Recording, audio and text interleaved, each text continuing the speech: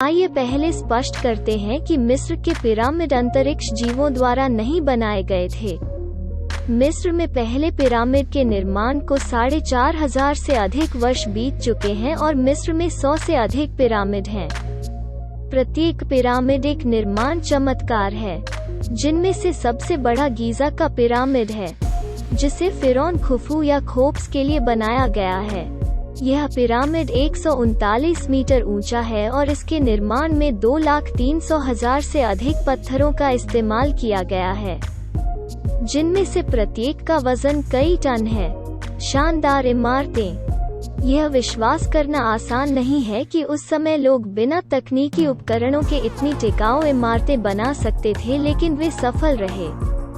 British इतिहासकार Greg Jenner ने इतिहास के दिलचस्प पहलुओं का वर्णन किया है और प्राचीन मिस्र के इतिहासकार और अंतरिक्ष पुरातत्वविद प्रोफेसर सारा पाक और अमेरिकी मिस्र के हास्य अभिनेता मारिया शाहता के साथ दुनिया के इस आश्चर्य के बारे में बात की है।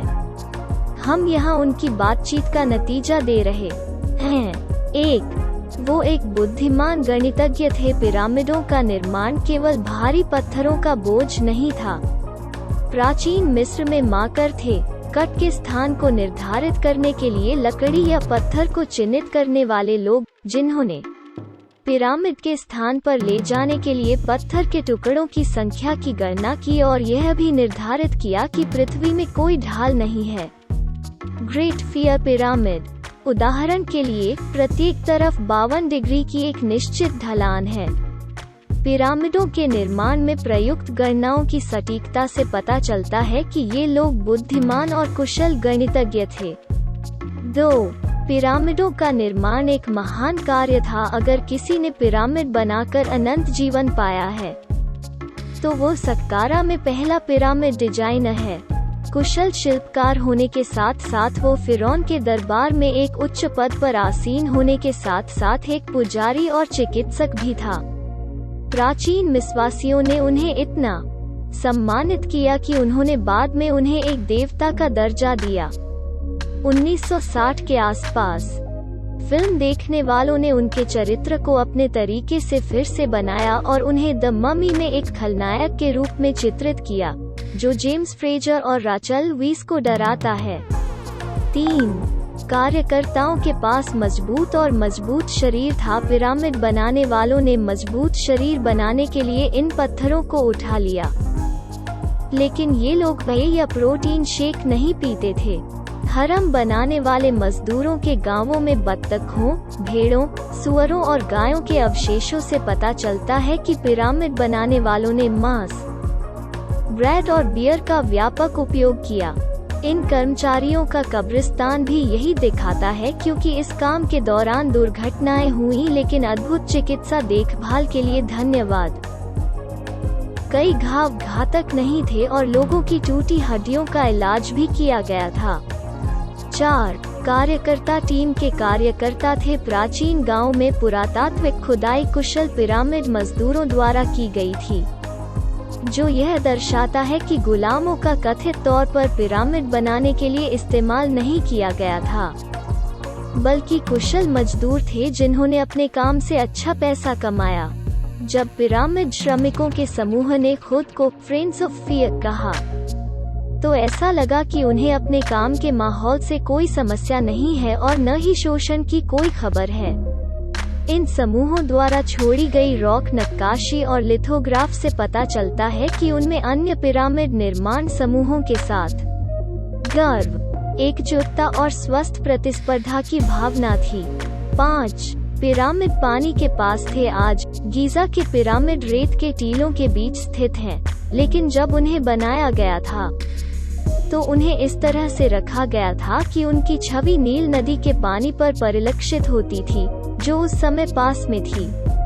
प्राचीन मिस्रवासियों ने नील नदी में नहरों का निर्माण किया, जिससे पिरामिडों के स्थल के पास बड़े बड़े शिलाखंड बन गए।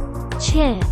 कभी कभी एक पिरामिड प्राचीन मिस्र के फिरौन के लिए पर्याप्त नहीं था। पिरामिड छोटे पिरामिडों के साथ साथ फिरौन के पुजारियों द्वारा पेश किए गए पथ और मंदिरों सहित विभिन्न पिरामिडों का एक संग्रह था।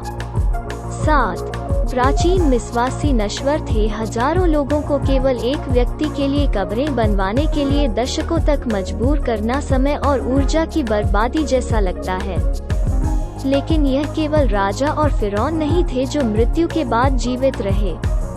गीज़ा के पिरामिड सैकड़ों अन्य पिरामिडों से घिरे हुए हैं जो प्राचीन मिस्र के महत्वपूर्ण लोगों के हैं।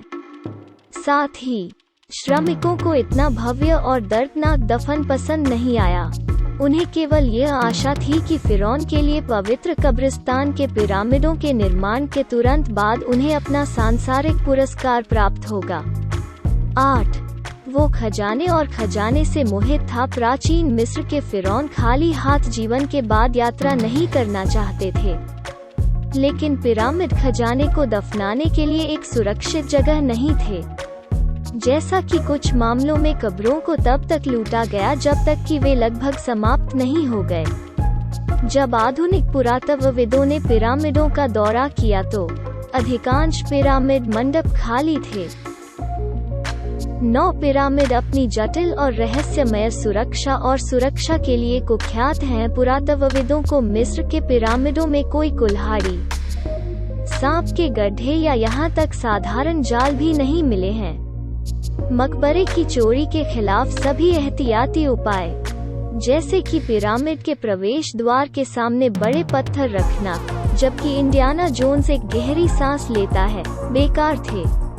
और जहां तक के पिरामिडों का संबंध है, इस तरह की चीजों के रास्ते में चेतावनी होने की संभावना नहीं है, जैसे नो एंट्री, आप प्रवेश नहीं कर सकते, या अगर मैं आपकी जगह पर होता तो मैं ऐसा नहीं करता। 10 मिस्र के पिरामिड आज भी पुरातत्वविदों को परेशान करते हैं। मिस्र के पिरामिडों और उसके निर्माणकर्ताओं के बारे में अभी भी बहुत कुछ ऐसा है जो पुरातत्वविदों को नहीं पता है। उदाहरण के लिए, इन बड़े मकबरों में अंतराल है कि पुरातत्वविद अभी भी बहस कर रहे हैं कि उन्हें कैसे बनाया गया था।